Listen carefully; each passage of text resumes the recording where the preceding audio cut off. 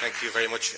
As Conor said, I've just come in from Spain, and it's, apart from being 40% more expensive here, it's also 20 degrees colder. So if I have a bit of a cold, please forgive me if you can't understand me. If only there was a doctor in the house who could probably resolve this. So I'm going to take the liberty of disagreeing with my colleague and chair here when he said we have too many policies, and we have lots of, what we have are actually lots of plans and strategies and only one policy.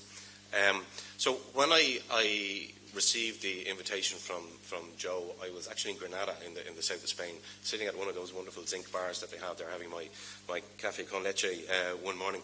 And Joe's email came through on the phone, and I said, well, how am I going to deal with this, or what will I do, what will I talk about?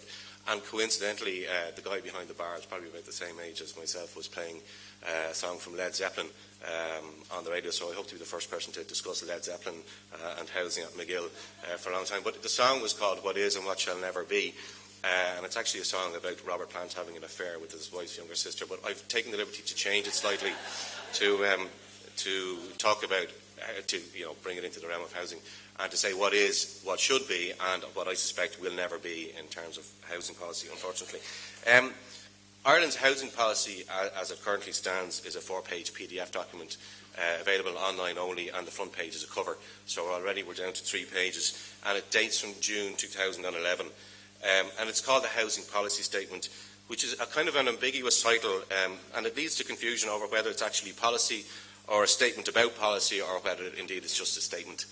And it's actually hard to tell from this housing policy statement. It's notable for 3 things. Firstly, it's a kind of a mea culpa, an admission but not quite an apology of wrongdoing, and a thinly veiled blaming of the previous administration's approach towards housing. And secondly, through its analysis of the role of housing in the economic crash, it turns itself into a kind of a detailed checklist of what you shouldn't do in terms of housing. And thirdly, from my perspective, it is most significant in being ignored and contradicted than implemented, which is somewhat ironic, given its analysis of what went wrong and what not to do. The most positive aspect of the housing policy statement, in fairness to it, is the idea of basing the future of the housing sector on the concept of equity across tenures. It also proposes that the housing sector should make an appropriate contribution to the economy rather than being a driver of the economy. And there are subsequent strategies and plans and things like that, but all these things should emanate from policy. So it's the policy and the principles of the policy that are the crucial aspect of housing. You can have as many plans and strategies as you want, but if they're not guided by an overarching policy and set of principles, well then they're going to be disjointed and scattergunned. So to start with Robert Plant and the idea of that's what is our policy. The second part is what should be in a housing policy. And in these cases, I'm going to, myself and Ronan and Sister Stan, we would overlap slightly in some of our ideas and differ on others. So what should be in a housing policy? So although the economic role of housing in creating jobs and asset wealth generation is very important, housing plays many more roles in Irish life. You wouldn't know it from politicians, to be fair, but housing is of critical importance in areas of health, particularly mental health, in education, in human rights, in ageing, in quality of life, and in general well-being. It is also deeply embedded with the concept of human dignity, which, as some of you legal people will know, is in the preamble to the Irish Constitution.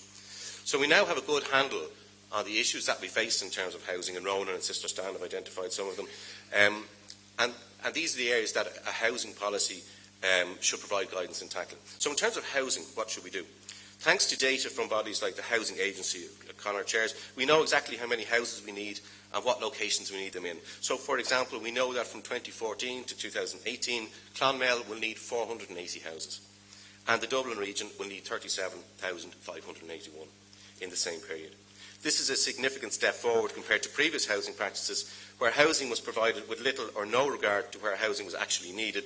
The results of this crazy late show, one for everybody in the audience methodology, is seen in all the ghost estates that litter the countryside.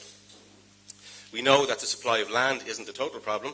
There's plenty of land ready to be built upon even in Dublin. The issue is an ability and a willingness to build. We know we need to achieve housing affordability, but not necessarily at the expense of standards. There is a concerted attempt to reduce standards, mostly people who ignore other costs, including social costs, and that argument gets made quite regularly. There is more to building, and there are other ways to reduce costs than by reducing standards. Standards are hard fought for and hard won, and to reduce them at the behest of developers is something I don't think we should be really doing.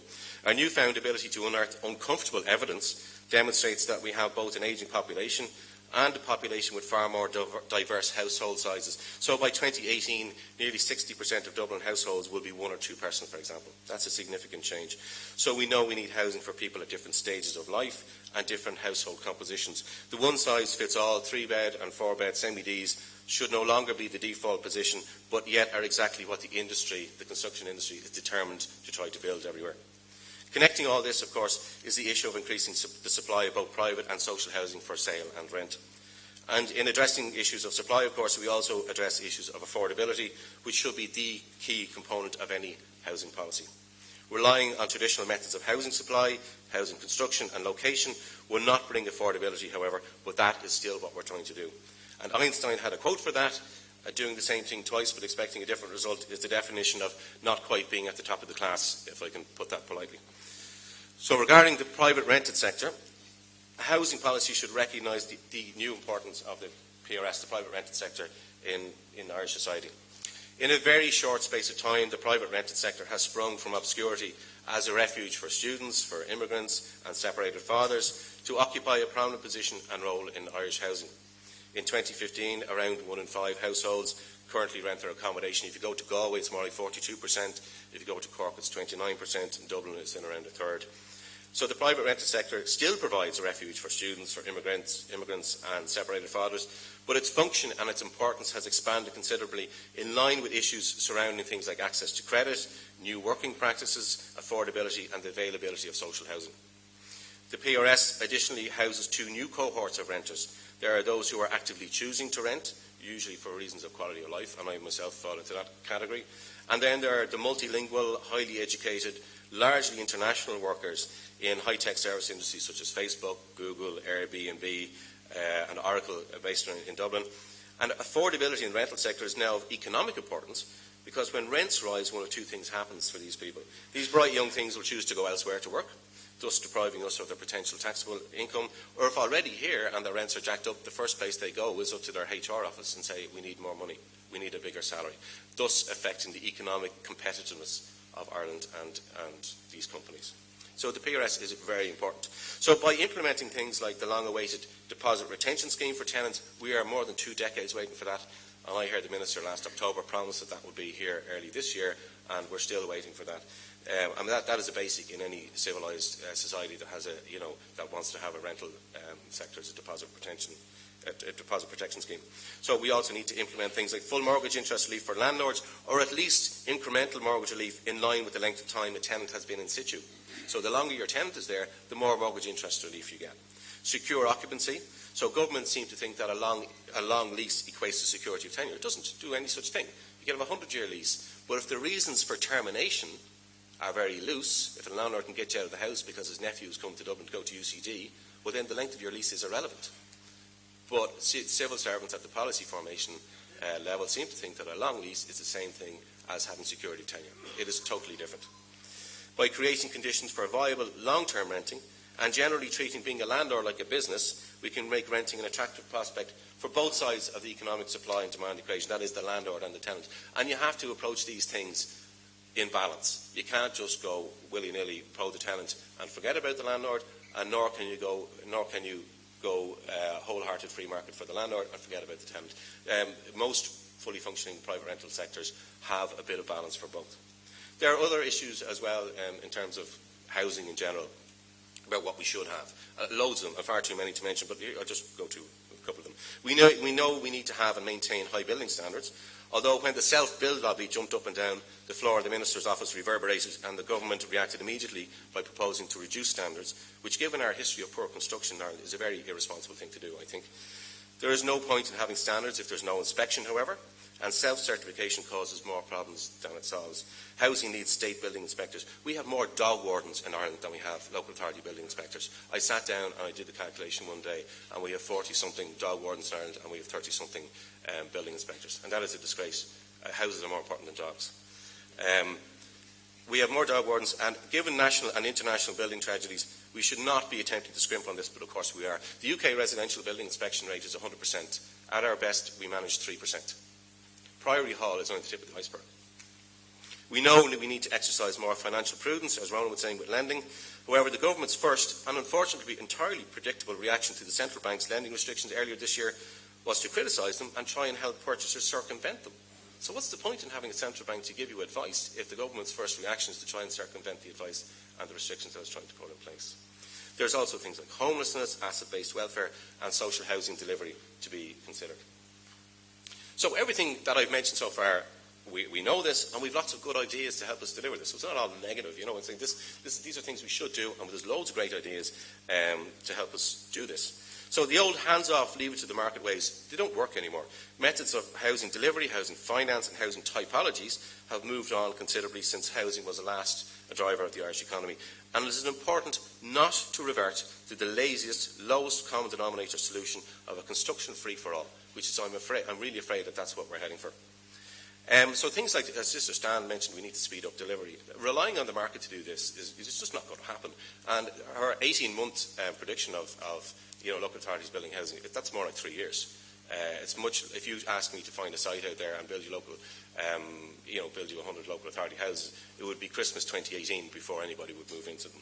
So instead of relying on the market to deliver houses and to the traditional builders, by delivering housing by bundling parcels of land, where about 500 to 1,000 private and social housing units are needed at one time, we can tender in the EU for construction to build these houses using a body like the National Development Finance Agency, who manage all state accommodation works like courthouses and guard stations and schools, to control the specifications, the timing and the delivery of these housing units, and thus, by doing that, we can control affordability. And what you're doing there is you're eliminating the risk for the construction person, because in Ireland we mix up builder and developer. But if you're just hiring a builder to come in and you're mitigating the risk by taking the planning risk out of it, which is a huge part of the risk in any development, these guys will be delighted, and we've spoken to some of these construction companies in the UK, these guys will be delighted to come in and build houses 1,000 units at a time. Building 50 units, housing units in Ireland at a time, great, and it has its role, it has its place in Irish society. It is not going to make any inroads into our housing need. We need to scale up massively, and when you scale up you get economies of scale, and therefore you can build in affordability. There are also things like, and we're not even thinking about, this is what I've been working on in Spain for the last 6 months, new tenures such as temporal ownership, where you buy a property for a set period of years, say for 10 years, and you access that by taking out a loan, and obviously the 20%, because the loan is smaller, the 20% deposit is smaller, the repayments are smaller, the risk of default is smaller, and you have secure occupancy for that period of 10 years. We need these steps in between renting and owning that we don't have. And there are several of them, and this is a really good one. It tends to suit people between the age of 25 and 40. And it's a really interesting, affordable way. And yesterday the Catalonian Parliament passed our bill that we drafted in Spain unanimously to bring this in, and that's going to go to the Spanish Parliament. Now it's legal, it's law in Catalonia, and it'll be going to the Spanish Parliament shortly too, so we're very proud of that. We look at these countries, and actually I know they're far behind us in some ways, but they also can be inspired to do things slightly differently as well. So then there are things like community land trusts, and we could do it land zoned exclusively for long-term rental, something they do in the UK, and we don't do that. So will this happen? Will we get a housing policy that addresses the real needs of Ireland for the next half century rather than the needs of those with access to the ministers? Well, I'm not too sure, to be honest with you. So what will never be, the last part of Robert Plant's trilogy, there are several reasons why I think we'll struggle to produce a decent housing policy, an overarching policy. And some of these are readily identifiable, and some are a bit obscure. The identifiable ones I kind of think of as being waves, and the unidentifiable ones are like the undercurrents that drive the waves. So, in terms of the waves, here's a few things that I think are going to be a barrier to producing a decent housing policy. The power of and reverence for the construction sector in all its forms in Ireland, from the CIF to the self-builders. An essentially conservative civil service, especially at policy formation level. The challenge of evidence-led policies versus evidence-free politics. That's a big one.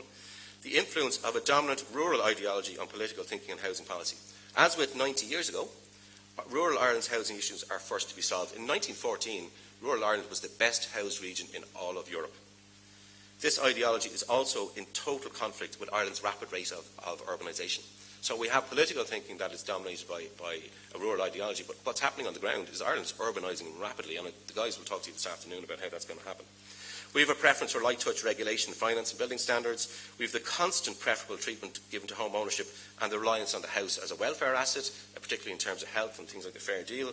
A lack of creativity leading to a constant reversion to outdated but familiar practices, back to the same old methods of delivery. A Dáil where parochial kindness too frequently passes for political debate. A fear of cities, and a reluctance to countenance real urbanisation, the individualisation of housing and the consequent reliance on family patrimony to house people. Here's a site, or here's a deposit for a house. A preponderance of poorly educated politicians compared to our European neighbours. At any one time in Europe, about 1/3 of all Prime Ministers have a PhD. We have had one, ever. And that's not academic snobbery. There's a lot of benefits that having a PhD brings to people, including a respect for evidence. That's the easy stuff. Then there's the undercurrents, or the things that drive all these waves. And here it's interesting that Ireland has more in common with Southern Europe than Northern Europe. For both Southern Europe and Ireland, the driving impetus has always been to protect, to facilitate and extend home ownership. For example, the housing policy statement's drive for equity across tenure is ignored when the ability to buy a property is potentially curtailed by the central bank. The first response is to reach for the state chequebook to provide assistance. Like much of Southern Europe, we have also managed to muddle along so far to meet housing needs without developing a strong social housing sector. Most importantly has been the strong conservative presence of the church, which is waning, but it's still there in the background.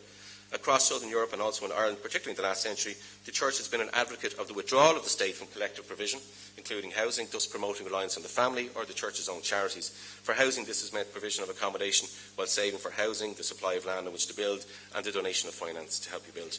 The responsibility allocated to the family and other charitable institutions in safeguarding individuals against social exclusion is significant. Assets from and dependence on the family are a major source in filling gaps in the welfare and housing system in Ireland, and those of you who are grandparents and look after your grandkids are a good example of that. It has also meant reliance on patrimony, this distribution of wealth through family structures, and this is particularly evident in rural Ireland where sites are given out. The church has been a strong advocate of home ownership, more for reasons of morality and preventing socialism than for improving housing stability, and an opposer of urbanisation and planning. So, a lot of this has translated into housing reality through the individualisation of housing. The reliance, the responsibility to house yourself is on you. So now we have challenges about accessing housing that is affordable. We have challenges caused by changing family structures, divorce. When people get divorced, as we see in Spain, a lot of people get divorced. That means two families are now looking for housing rather than one, and separation is a big driver of that. And the state remaining at one remove from those supporting those in need. So in effect, Ireland's spiritual home is with the other peripheral countries in Europe, and such as Spain, Malta, Ireland and Greece, but its neighbours and recent economic advisors are unfortunately Northern European. And North European means high taxes for state-provided services such as health, childcare, education, and a significant state involvement in housing provision, particularly social housing. It also means a large functioning private rental sector and urbanisation. Housing in Northern Europe also means romanticisation of rural areas, which they often do through protecting the countryside from development. That is not conducive to one-off housing, as you can imagine. And there is less individualisation in most North European countries. So there's an ideological conflict between doing what our geographic neighbours want us to do and our economic advisors and doing what our spiritual home says to do. So the obvious question that you're asking yourselves is, OK, Lorcan, you're so wise and smart, what should be in a housing policy? Thanks. A housing policy needs to be a plan for, say, 100 years, as in Portugal. The plan is for 100 years, centred around three principles. For example, affordability, delivered by efficiency, creating accessibility, with goals and targets to fall out of that. It needs to anticipate where and in what properties the average Irish person will be living in 30 years, how much of the salary they'll be paying for housing, the security they have, and whether they'll be renting or owning. Specifically, housing must be looked at as part of a broader, integrated national, social and economic ecosystem. When was the last time you heard a Minister for Housing or the Environment discuss housing in relation to education, mental health and welfare, childcare or road safety? Direct road access to rural roads is a contributory factor in 15% of all road collisions and fatalities, but you'll never hear a Minister for Housing ever say that because A, they don't know it, and B, even if they do, it doesn't suit their narrative. Secondly, housing should be regarded as a critical part of the country's infrastructure to ensure control of delivery of quality and location and to assess how it fits into the state's other infrastructure. Right now, there's little control over this crucial aspect, and developers are deciding what should be built and where, and to be frank, they're qualified to do neither. Finally, as we head for 2016 and the 2020s, it seems that Ireland's housing policy is more akin to that of 1916 and the 1920s, with overt political interference and innate fear of urbanisation and densifications in cities, and the continued dominance of a fundamental rural ideology. We know the issues. We know the solutions. The question is, do we have the political bottle to develop a housing policy that will last longer than 5 years and will efficiently deliver affordable and accessible housing for Ireland for the next 100 years? Thank you.